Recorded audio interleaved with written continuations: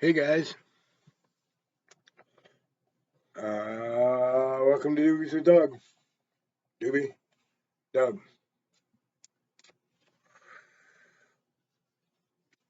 Um, I had this interesting interaction when I first moved here with this lady, and I'm going to call it interesting because I don't know what else to call it. Um, I found a shell on the beach. This one. Now, I am not an oceanographer. I am not in any way, shape, or form a salty dog, but I have traveled all over the world, and I do pay fucking attention, and I know you don't find those are not from here. Okay. Well, I was in a hurry and on my way to work, so I took a picture of it and I posted it in this Facebook page that I'm on. And this Facebook page is for rock pickers and beachcombers. And I posted, I said, look what I found on the beach. Went to work. So the next day, there's like 32 comments, and my post has been removed. Right? Or it's not removed, it's just been some restricted. And I'm the only one that can see it. So I go through and I read all the comments, and it's all these people accusing me of making shit up, desperate cry for attention, blah, blah, blah, blah, blah, blah, blah, all this crazy shit. And I'm not even sure what made me do it. But there's one comment that said, actually, dot, dot, dot, and then some words that I don't understand. They look like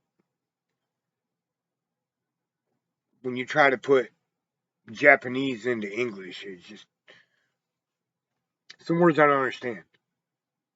Right?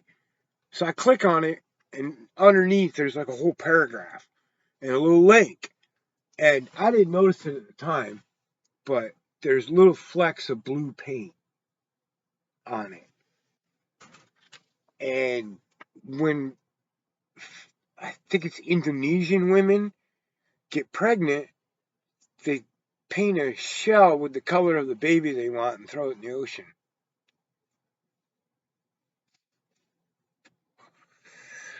So some Filipino woman living in this area went and did that. Or somebody that knew, I don't know. But that's what it is. It's a shell that somebody threw in the ocean for good luck for their baby. So I was so pissed off about it.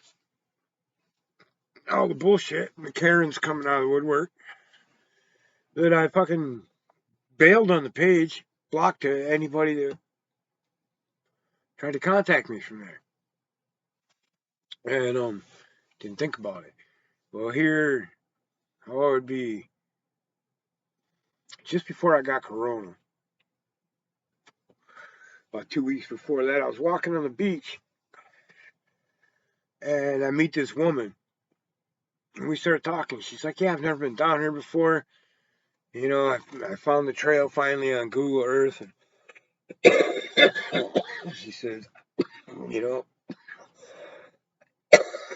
talking about how quiet, out of the way, beautiful the beach is, and all this and that and the other thing.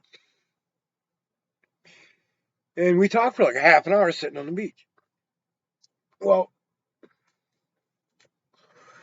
this morning, I was sitting down there smoking a joint and watching the eagles out on the head, which I tried to film, but it's just dots. You can't. It's not worth looking at. But she comes along. I'm sitting here smoking my doobie. I start kicking it.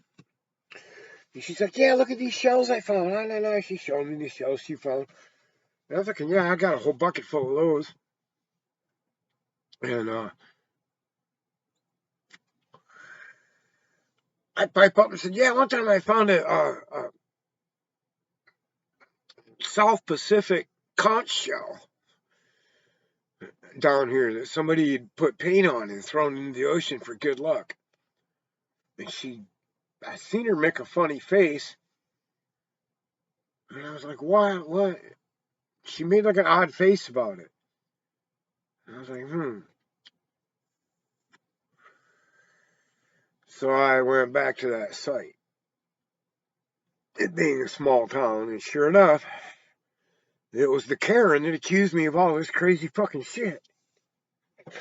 And I'm like, for fuck's sake, why would I've fucking got other shells. I found this one here, okay? Right? I found it in the woods, fucking a mile from the beach. Um, it's not a local. I have this one that I found. People like oceany stuff around here, and sometimes I guess they drop it or they make it fucking some. I don't know. But this is from here. This purple thing, which I mean, ooh, break my laptop that way. This one's kind of calcified, so it's a little heavy. And then you find these a lot. They're like little white cones. Whoop. And I got a whole bunch of those. Like little Vietnamese hats is what I call them. And then you find these ones that have a hole in the middle, and they're striped. And they come in all different sizes. Those are around here. And then these things, which look like a giant fish scale. I find those around here. But not those big conches. And then I have, oh, oh, they fell. Hang on.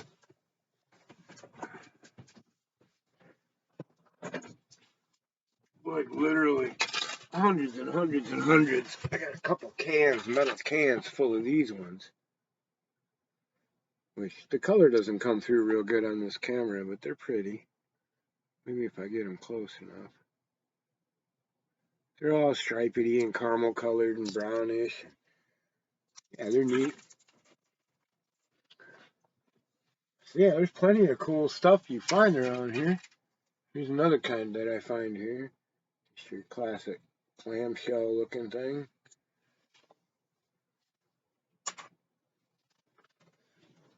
That lady was all weirded out. She realized, I, she probably in that moment realized that I really did find that shell on this beach. And because she didn't say much more and just walked off. I'm just like, thanks for saving me the trouble. Because as soon as she made that face, I knew there was something going on. You know, she like taken aback when I told the story about the shell. Uh, you know,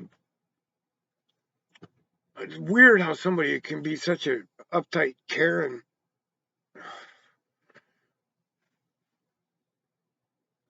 on the net, and then in person she seemed like a real decent person. You know.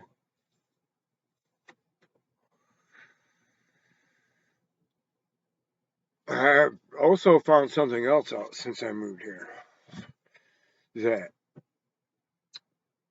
women my age, when they find out where I live, are a lot nicer to me than usual. Let's just put it that way. I don't know how else to put it. I'm being blunt. A lot.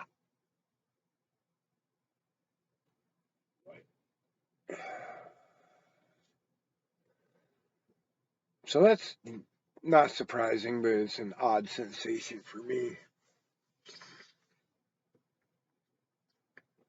Actually, I had one of my clients I had to stop working with because she wouldn't stop being so handsy.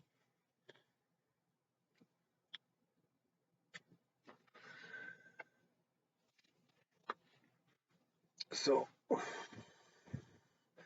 there's plenty of cool stuff to find here, and way less uptight people. Um, the people I run into around here in my neighborhood, uh, there's a cello player, 6 foot tall brunette woman that plays the cello. There's quite a few elderly couples that walk their dogs and have fancy sticks to do light beach hikes with and what have you. Um, I'd say maybe half a dozen Latino families out here in this neighborhood. And I think they're all families that did really well in the fishing industry. I'm pretty sure all of them work for one of the big fish processing plants in town or on the boats because they all have real nice places and nice vehicles. And there's actually a Latino market, a Mexican market. It's a true mercado right here in my neighborhood now, but it's like a real mercado in Mexico. It's tiny and doesn't have a whole bunch of stuff. They have a bigger store downtown that's more like a mega mercado, huge, not Walmart size, but regular grocery store size growth. So there is a good Latino community here because of the fishing industry. And some hippies, some surfers. There's maybe 3 or 4 places where there's lifted trucks and yee yee stickers and NRA stickers on everything. There's a few of those. And there's even a couple places flying the fucking Dixie flag. But it's nothing like southern Michigan or northern Michigan, you know. What I'm getting at is most of the people here are fucking stoned and or retired.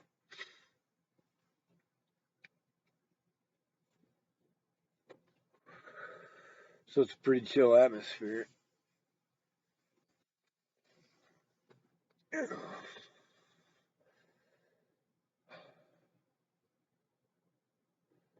I got all my marijuana cards to work in the industry, and well, I broke my foot in like 3 places, and then I fell off a cliff and cracked a bunch of ribs. I think I don't know. Ribs are such a stupid fucking thing that they can't do anything for that I just suffer through it. I don't even bother going to the hospital for ribs anymore. So I was just coming back from that one. I got really sick and didn't know what was going on health wise for 4 or 5 months, and finally figured that out. And got the Rona shortly after that. So that all happened within like 3 months. Those series of events started about 3 months after I got my marijuana card. And cards, plural. But I've been applying for a lot of jobs. Um, I did just want to work in a weed store and sell weed to people and talk about weed and smell weed and smoke weed all day. Um, but since the corona thing, I don't. And I've got a few answers back. The people that the Mike Tyson industry, whatever the fuck it's called, I don't remember. They emailed me, and I would not work for anybody that was attached to Mike Tyson in any way, shape, or form. Even if it wasn't for the fact that him and Don King almost completely ruined boxing in America forever with their rigged games and their stupid shit. And Everybody fought. Mike Tyson fought, was half knocked out before they got in the fucking ring, washed up old punch drunk idiots. He never, anytime he fought a real fighter, he got his ass beat. And then even later, half-ass punch drunk motherfuckers were beating his ass like Buster Douglas. But anyway, over and above and beside that fact, which could almost be forgiven, he's a serial female abuser and a fucking convicted rapist. So I didn't even open that email.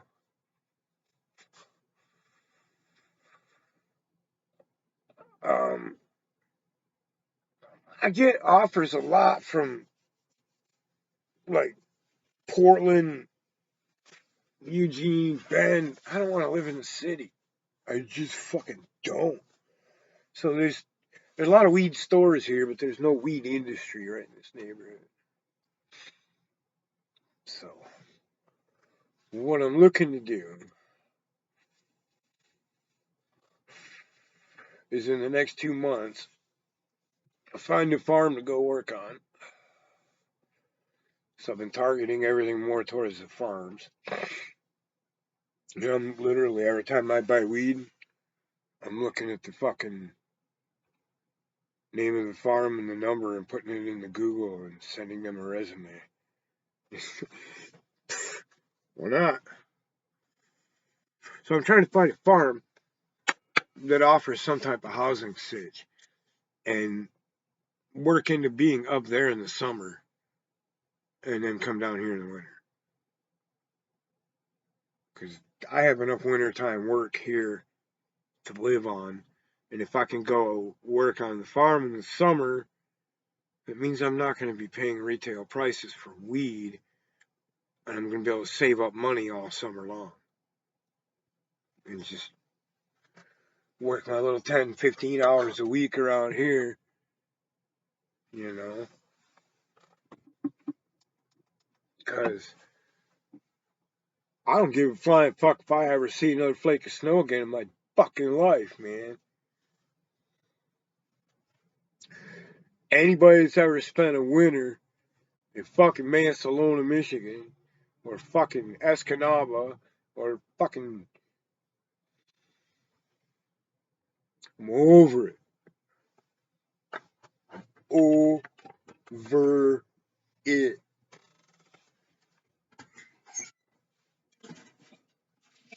Two kinds of people in this world.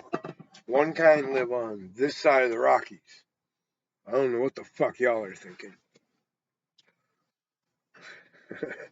For realsies. I got folks that live up in Buffalo. I got people I've known for 20 years or more. And they talk about it every year, just the quiet and the pristine beauty and the, you know, if you're a fucking millionaire or something, and you walk from your heated house to your heated garage to your heated Mercedes SUV with chains on the fucking tire, and drive off to the fucking car parking downtown somewhere, and you never have to change a fucking transmission in a fucking ditch when it's fucking 8 degrees outside, then maybe I can see why you would love snow.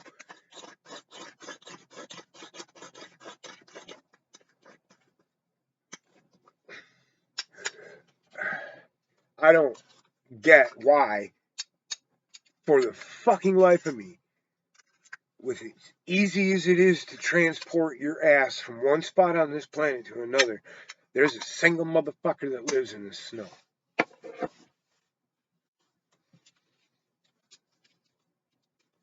Dante was spooky. Norman Rockwell's a fucking nightmare. This shit crushes your roof. Did I mention it's cold? And then it's wet. And then it's cold. And then it's slippery. And then it's cold. And then it's heavy. And then it's cold. And then it fucking breaks your concrete. Shatters trees. Takes down power lines. My neighbors here were freaking out. We were without power for 2 straight days. I'm gonna fucking 3 weeks up in northern Michigan. Fuck me. Between gas and oil for the snowmobile to go back and forth to town and haul fuel in the generators to keep the grow room going, we were running almost $3,000 a week in expenses for 3 weeks. Cost us $9,000. It's insane. Fuck snow. It's so beautiful. Send me a picture. I'll ignore it.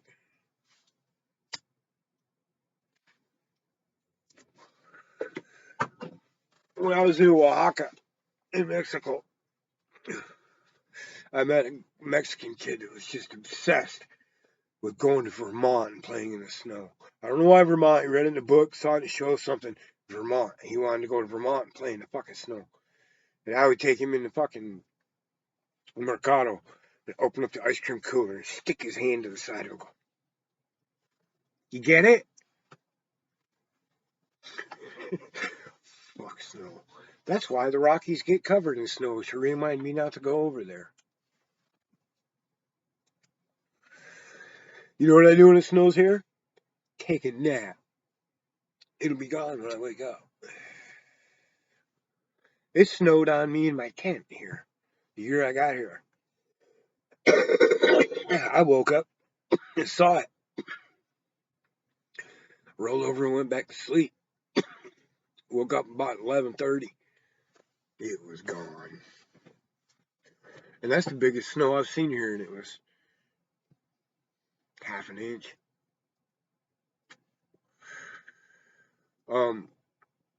We've had a couple nights where it got like in the 20s, mid-20s here, in the middle of the night for a couple hours. The next day it's in the 40s. The day after that it's in the 60s. Then it's back in the 40s. That's wintertime. You know, it rains, it's windy, or it's not, and it's sunny. You know, I mean, there's way more nice days in the middle of winter than there is completely shitty ones.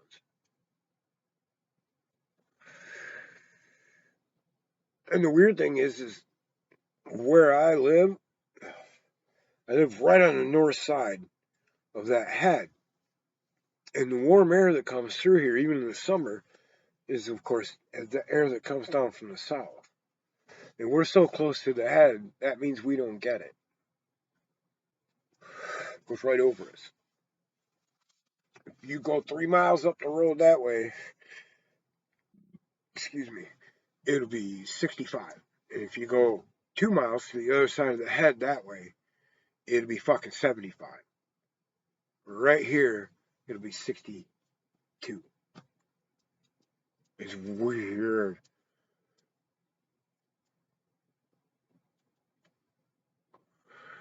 But on the other end of that, in the wintertime, when the wind comes whipping out of the fucking north, I go up over the head and I step off that edge where the communication towers are and go down that really steep hillside, and the sun's shining right on you.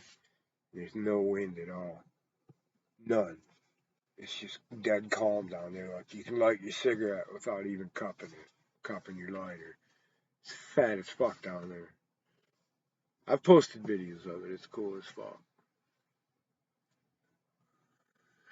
So one problem I've had with Oregon that I didn't have in Michigan as much. I had it in Michigan once or twice, but it's bad out here. And that's people and their dogs. Okay? Disclaimer, I'm a dog lover. I like dogs on average more than I like people. Dogs and cats here. And this cat thing isn't just here, it's everywhere. But the dogs here will bite you. And they're not fucking chained up or tied up. I've been bit 3 times since I've been here. I've also booted the living shit out of about 6 dogs, and I killed one. He didn't give me a choice. But I tell people out from out here in Oregon, so where I'm from, if your dog's off your property, your dog better be fucking polite, or your dog's gonna get shot. You know? I've heard of dogs mauling people to death while they were trespassing and not even getting put down for it because the person was on private property when it happened, posted property. So, I respect that. Your animals on your land, they got a job to do. The minute they come off your land and they're out in public, your dog better have some fucking manners. Toes of my boots have got a Kevlar shell in them.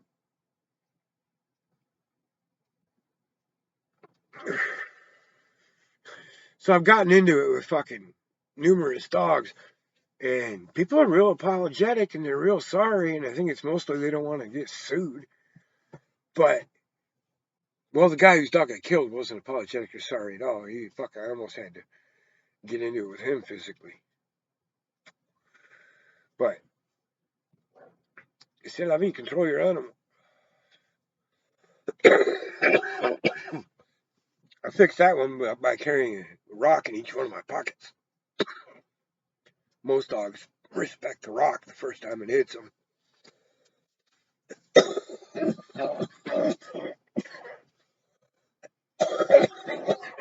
And then the cats. The cats, the cats, the cats, and more cats.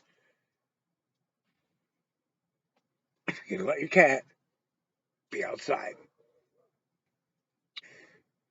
A, you put a bell on it. B, you make sure it's fixed. Period. They become an army of murderous predators. In the 3 years that I've lived here, because of the actions of two people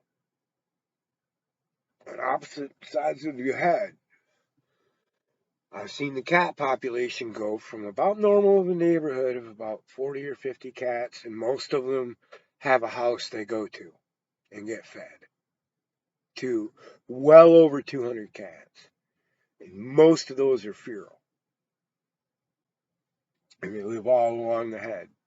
And I've watched the salamanders go down. I've watched the birds go down. I've watched the fucking bugs go down. I've watched less and less snakes. All kinds of shit. It's immediate. They fucking kill everything.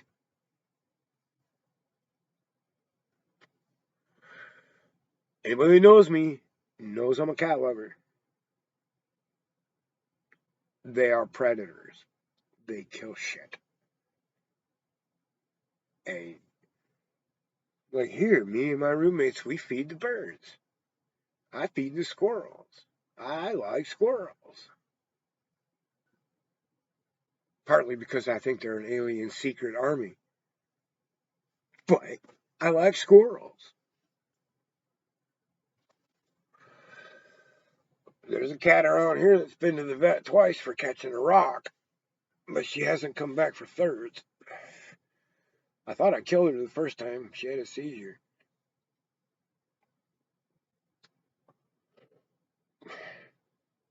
They kill shit.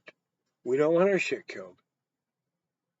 So keep your little shit killer in your yard, or it's going to get beamed with a fucking rock because it's hunting on my bird feeder.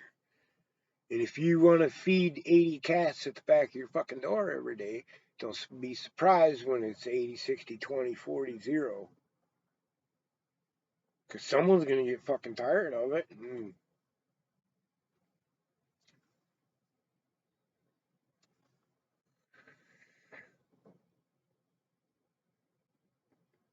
Cats can go places. Coyotes can't. Cats can get to nests that are protected from almost everything else. And there's thousands and thousands of species of birds that nest around here. Because they come from all over to nest here. It's the Pacific coast. And it's the same everywhere. Oh, the poor cats, the poor cats. They're out there freezing and starving to death and blah, blah, blah. The poor everything else. You can't just turn predators loose on the world everywhere.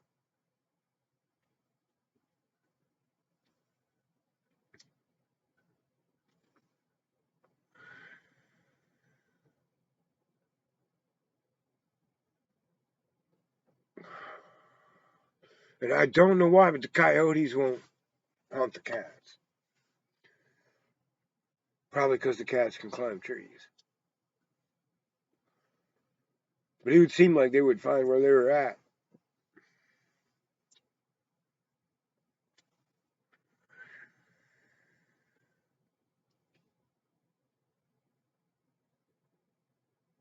Yeah, there's nothing good about feeding feral cats or encouraging the feral cat population. It's bad juju. Um, there's this whole neuter and release shelter type of thing that they do around here, which I'm not against that because it's better than nothing, but you're still turning a murderer loose.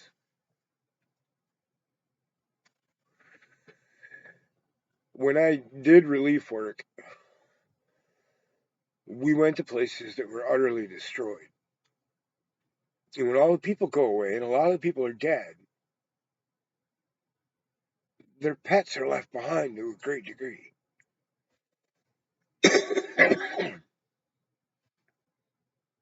And there is carnage everywhere.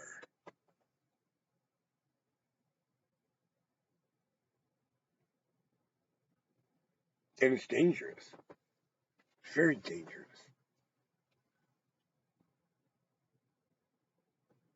You hear a pack of 100 house cats doing war over something in the woods is just a demonic fucking sound. All I can picture is a fucking Frisky's truck tipped over and 1,000 cats fighting over it.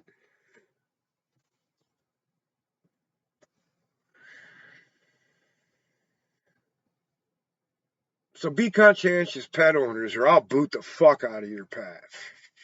Is what I'm trying to say. I'll be on the beach all the time and a fucking dog can run up to me. Someone will yell, he's friendly. And I'll yell, I'm not. If you love your dog, don't let it run at strangers.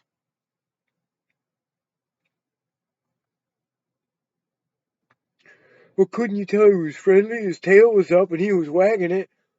Sorry. I've had my hamstring fucking damn near ripped off by a dog doing the same fucking thing. They can be conniving little bitches. So, no. If you love your dog, don't let it run at strangers. If you like birds, squirrels, you don't want me hunting your cat.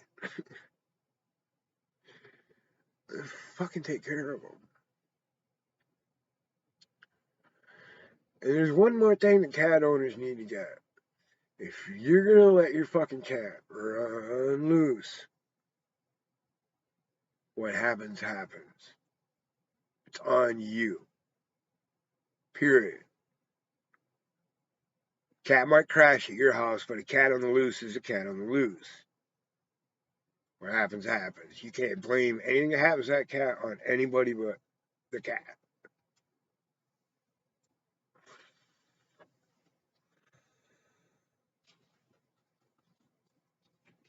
Especially if your cat's murdered. But this has been Doobies with Doug, the double up edition. Because it's been that kind of day.